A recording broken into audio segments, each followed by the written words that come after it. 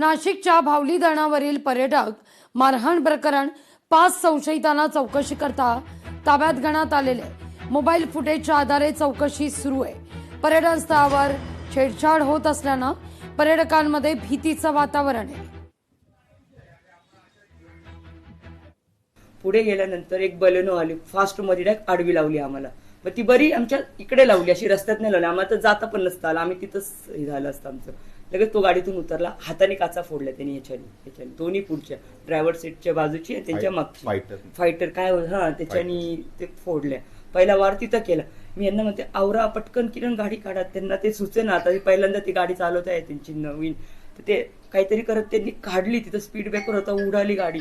आणि जी आम्ही निघालो तिथून, आणि नंतर मागे मुलं म्हणते मम्मी अजून एक 2 व्हीलर मागे येते आपल्या, तू ते बघ, आता पार तू व्हिडिओ काढ म्हटलं पटकन, कोण हे कळेल। तर त्यांच्याकडे रॉड होते त्या 2 व्हीलर, तुम्ही ते व्हिडिओ पाहिलेच असेल। तर त्या ब्रिज खाली तिथून त्यांनी पहिले एक रॉड फेकले, दुसरा फेकला, तो तिथे एक्झॅक्ट लागला नाही त्यावेळेस। त्याच्यानंतर ते परत मागे आले, त्यावेळेस आम्ही ती व्हिडिओने काढलेली, पण त्यांनी हे रॉडनी मारलं। तर आम्हाला क्राईम पीआय अविनाश सर भेटले, त्यांनी खूप कॉपरेट केलं।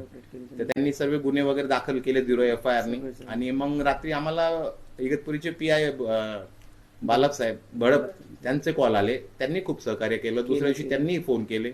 मग काल आम्ही ऍडिशनल SP मॅडम आहेत बिमला मॅडम, त्यांना भेटलो। त्यांनी आम्हाला इथून कॉन्वे दिला इथपर्यंत, हे आपलं स्पॉट पंचनामा करायला, कारण आम्ही त्यांना म्हटलं आम्ही त्या गावात जायला घाबरतोय, आमचे म्हणजे ते स्थानिक लोक तेच सर्व परत। तर त्यांनी आम्हाला 2 गाड्यांचा कॉन्वे दिला इगतपुरी टोल नाक्यापर्यंत। तिथून इगतपुरीचे पोलिस आले, म्हणजे आम्हाला सेफली त्यांनी काल सर्व स्पॉट पंचनामा झाला। पोलिसांनी खूप कॉपरेट केलेले।